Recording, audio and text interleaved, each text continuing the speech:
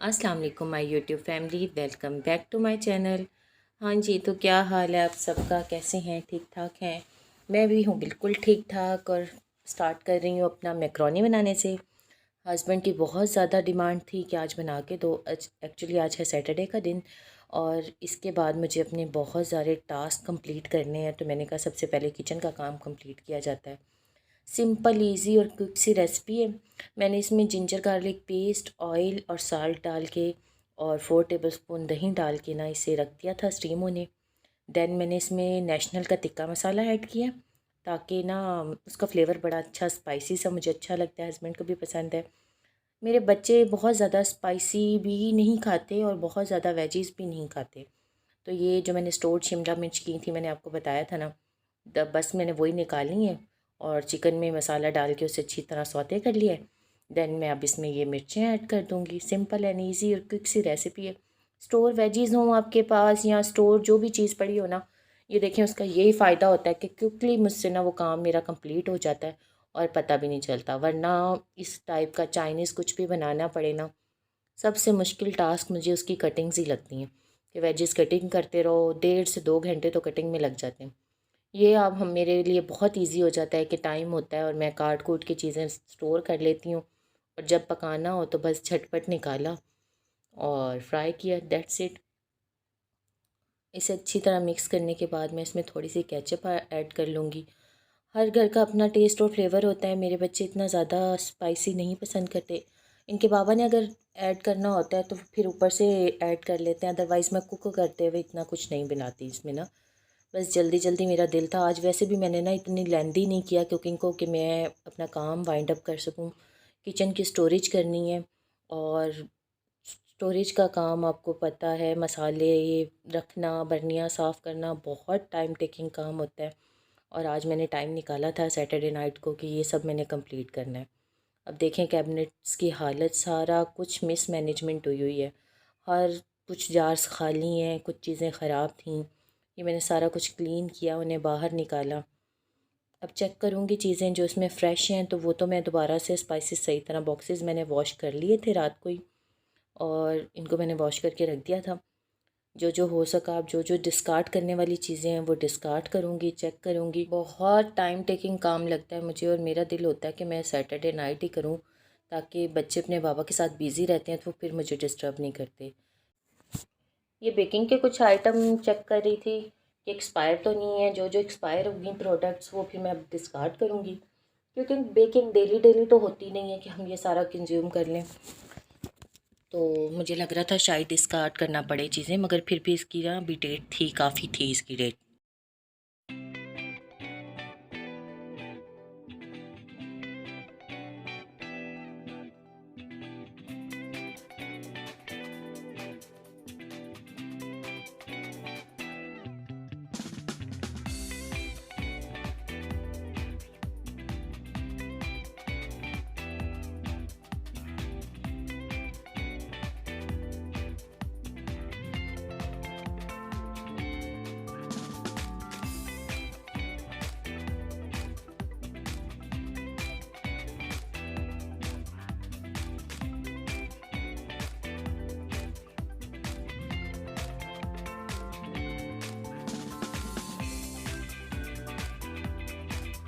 हाँ जी, ये तो काम हुआ मेरा डन। ऊपर वाले शेल्फ में मैंने इलेक्ट्रॉनिक्स आइटम रखे हैं जो डेली यूज़ में चाहिए होते हैं और नीचे ये मसाले और बर्नियाँ वगैरह, ताकि मेरे हाथ की रेंज में रहें और जो हमें यूज़ करना हो इजीली मुझे मिल जाए। हाँ जी, तो अब हो रही था शाम का टाइम और मैं अपनी प्लकिंग करने लगी थी, तो सोचा आपसे भी शेयर करूं कि घर पे रहते हुए सेलॉन लाइक प्लकिंग हम कैसे कर सकते हैं और उसके लिए हमें ये सब सामान चाहिए।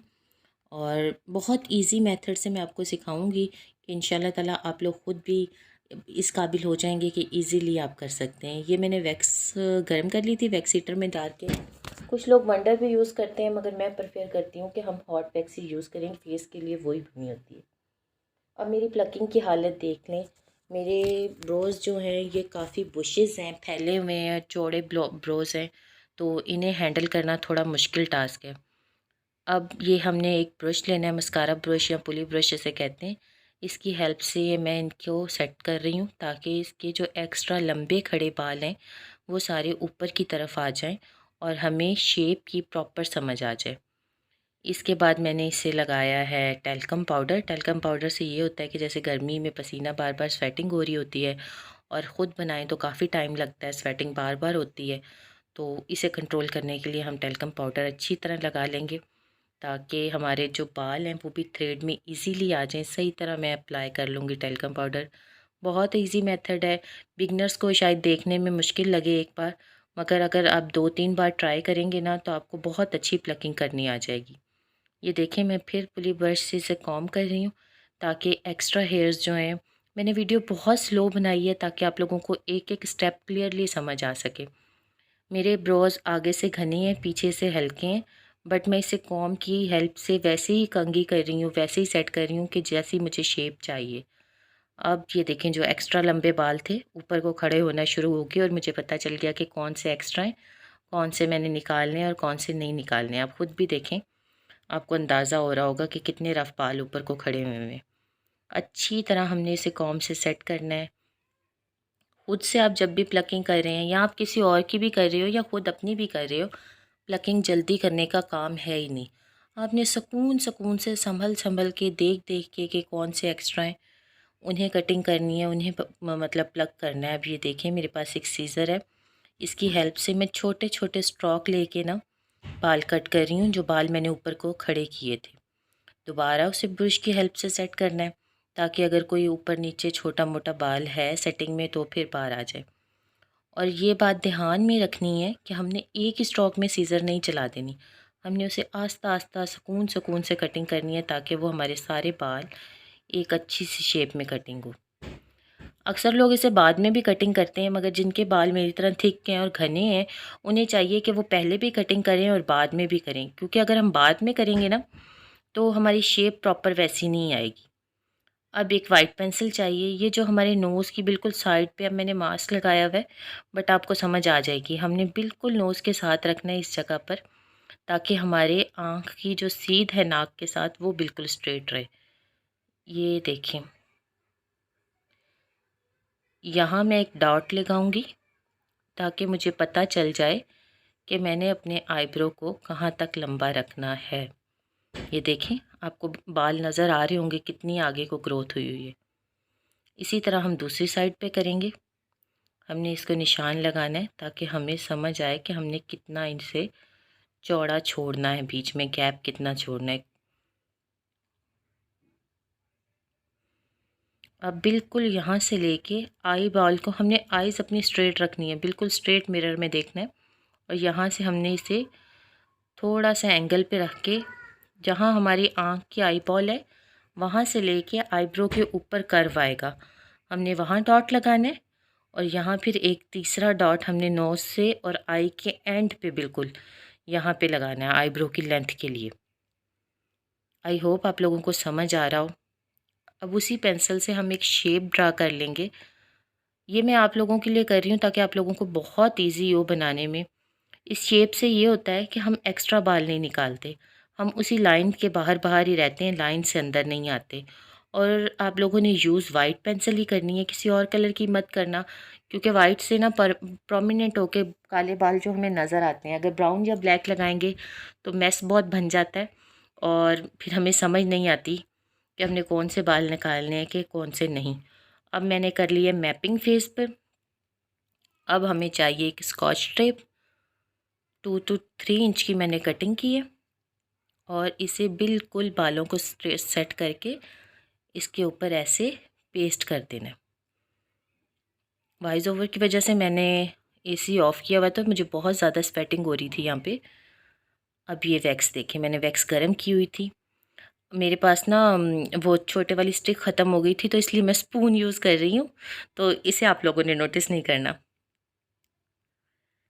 बिल्कुल पतली सी हमने लेयर लगानी है, थिक नहीं लगानी, और इसको ड्राई होने का वेट करना है, खींच के रखना है हमने अपने ब्रो को, इसके ड्राई होने का वेट करना है। ये ड्राई हो जाए तो फिर इसके बाद हमने उतारना है। स्कॉच टेप का फ़ायदा ये है कि अगर कुछ वैक्स साइडों पे लगती भी है तो आपकी टेप के ऊपर लग जाएगी और जब आप पुल करेंगे तो टेप पुल होगी, आपके नीचे ब्रोज के जो सही शेप है या बाल हैं वो ख़राब नहीं होंगे। ये वैक्स मैंने उतार ली। अब ये देखें मैंने स्ट्रिप भी उतार ली। एकदम आपको फील हो रहा होगा कि ब्रोज बनना शुरू हो गई। अब ये सेंटर में, आप चाहें तो यहाँ पे आप लोग दूसरी वैक्स वंडर भी यूज़ कर सकते हैं और वंडर के ऊपर स्ट्रिप भी लगा सकते हैं। वैसे मैं आपको प्रेफर करूँगी कि आप लोग हॉट वैक्स यूज़ करें। वंडर वैक्स ना ही फेस पर यूज़ करें तो ज़्यादा बेटर है। स्ट्रिप वाली भी ना ही यूज़ करें, वो हमारे स्किन के जो मसल्स हैं ना उसे ढीला कर देती है। और ये हॉट वैक्स जो है वो बनी फेस के लिए। अब ये देखें इस आईब्रो में और दूसरे में अभी हालांकि स्टार्ट ही किया, कितना फ़र्क महसूस हो रहा है। अब प्रॉपर आर्च की शक्ल देने के लिए मैं दोबारा इससे लगाऊंगी स्कॉच टेप। उसी तरह वैक्स अप्लाई करेंगे जैसे हमने पहले की थी। वैक्स का ध्यान रखिएगा कि ज़्यादा गर्म ना अप्लाई कर दें। फेस है ना, आप पहले चेक कर लें, उसके बाद ही अप्लाई करें। और ये देखें बहुत इजी काम है, बस एक बार सुकून से करना है। आपने ये काम जल्दी में नहीं करना, जितने सुकून से ये करेंगे उतनी आपकी अच्छी प्लकिंग बनेगी। देखें कितना डिफरेंस फील हो रहा है इस वाले ब्रो में और इसमें, कितना डिफरेंस फील हो रहा है।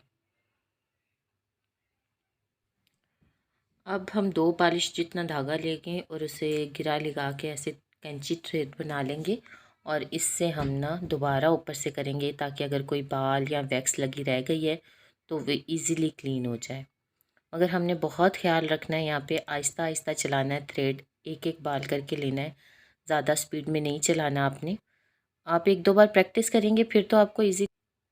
अब ये स्टेप आप लोगों ने याद रखना है कि हमने थ्रेड को बिल्कुल सीधा करके आईब्रो के सामने मतलब इस तरह लंबाई में रख के चेक करना है कि हमारे आईब्रो की लेंथ और लेवल एक जितना तो है। ये नहीं हो रहा कि एक की हमने ज़्यादा थ्रेडिंग कर दिया वो ऊंचा हो जाए और एक नीचा हो जाए। और दूसरी अहम बात, अगर आपने इस तरफ का आईब्रो बनवाना है, मतलब अगर आपने दाएं तरफ का आईब्रो की टिप बनानी है स्टार्टिंग टिप, तो आप बाएं तरफ से थ्रेड को खींच के उस तरफ लाएंगे ताकि आपके बाल और ऑपोजिट रुख में अच्छी तरह निकल जाए। और अगर आप बाएं तरफ की पहले टिप बना रहे हैं तो आपने दाएं तरफ से थ्रेड को खींच के लाना है ताकि आपकी वो जगह अच्छी तरह क्लीन हो जाए। अब मेरी सॉकेट एरिया की स्किन सॉफ्ट है तो मैं एक स्कॉच टेप का टुकड़ा लेके उसे अटैच कर लूँगी अपने फेस से ताकि मेरे पकड़ने में, ग्रिप करने में मुझे इजी हो और किसी किस्म का कोई कट ना लगे। ये लगाने के बाद मैंने ट्यूज़र की हेल्प से जो ज़्यादा लॉन्ग बाल थे, ज़्यादा थिक थे बाल, कि जिन्हें मुझे लग रहा था अगर मैं थ्रेड से निकालूंगी तो मुझे कट ना लग जाए, वो मैंने निकाल दिए। अब बिल्कुल बारीक बालों को शेप देने के लिए, ज़रा ज़रा जो यहाँ पे होता है उसे क्लीन शेप देने के लिए मैं थ्रेड से निकाल रही हूँ। मगर थ्रेड से निकालते हुए आपने बहुत ध्यान से करना है। जहाँ आपको फ़ील हो कि मेरी स्किन आ रही है थ्रेड में, आपने वहीं थ्रेड को रोक देना है। और आपने बहुत छोटे छोटे स्ट्रोक लेने हैं, बहुत छोटे छोटे। ऐसे नहीं कि आप एक ही बार में सारी लाइन क्लीन कर दें। आपने एक एक दो दो बाल करके उसे बहुत सफाई से, बहुत तरीके से निकालना है। अब ये देखें एक बाल है, मैंने एक ही बाल को उठाया, मैंने आसपास के बाल नहीं छेड़े क्योंकि मैं अपने हाथ से बना रही हूँ, मैंने टाइट करके नहीं पकड़ी हुई स्किन। अगर मैं यहाँ पे बहुत तेज़ी से थ्रेड चलाती तो मेरी स्किन लाजमी उसमें आ जाती। अब ये सारा बनाने के बाद हम दोबारा ब्रश से इसे कॉम्ब करेंगे ताकि हमें शेप का अंदाज़ा हो। ये देखें अब मेरी टिप वाली साइड पे एक्स्ट्रा बाल हैं। कॉम्ब करने से यही है कि हमें हेल्प मिल जाएगी बार बार कि हमने कहाँ से निकालना है और प्रॉपर शेप की समझ आ जाएगी। आपको डिफरेंस फ़ील हो रहा होगा इस आईब्रो में और उसमें कि कितना वाज़िया फ़र्क है। और मेरी ये जगह बिल्कुल क्लीन हो गई है। अब मैं यहाँ से जो एक्स्ट्रा बाल है मेरे, ये देखें, मैं आपको फोकस करके इसलिए दिखा रही हूँ ताकि आपको समझ आ जाए और मे बी मेरी वजह से किसी की हेल्प हो जाए, किसी और को आ जाए। छोटे बच्चों की माएँ एग्री करेंगी कि सैलून जाना और वहाँ जाके 1 घंटा 2 काम करवाना बहुत डिफ़िकल्ट लगता है। मुझे तो टाइम ही नहीं मिलता अपने लिए। फिर ऐसे है कि बच्चे बिज़ी हों, कोई कार्टून देख रहे हों या पापा के पास हों, तो फिर ऐसे टाइम में मुझे थोड़ा-सा मी टाइम मिल जाता है और मैं कोशिश करती हूँ कि अपनी कोई ग्रूमिंग वगैरह कर लें। अब अगर आप फ़ोकस करें तो यहाँ पे सिर्फ़ 3 बाल हैं और ये बाल हमने ट्यूज़र से ही निकालने हैं, हमने यहाँ पे थ्रेड नहीं चलाना। अगर थ्रेड चलाएँगे तो यहाँ पे कट लग जाएगा। हाँ जी, तो ये मैं दे रही थी फाइनल टचिंग और ये हो गया कंप्लीट। अब मैंने एक छोटे से ब्लेंडिंग ब्रश पे लिया है ब्राउन शेडो। उससे मेरे जहाँ जहाँ बाल हल्के थे, ये मेरे नेचुरली यहाँ से बाल कम है, वहाँ मैं इसे फुल कर रही हूँ ताकि एक अच्छी सी प्रेजेंटेबल लुक लगे। आपने ये काम लाजमी करना है।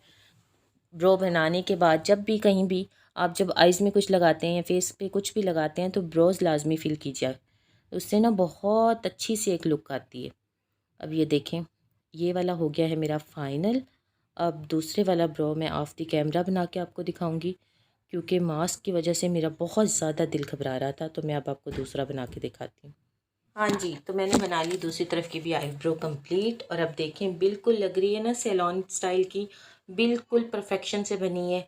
अगर आप भी मेरी तरह ट्राई करेंगे, आस्ता आस्ता आपके हाथ में भी इतनी सफाई आ जाएगी। अगर मेरा काम आप लोगों के लिए हेल्पफुल है तो please like, share, comment and subscribe my channel. Thank you.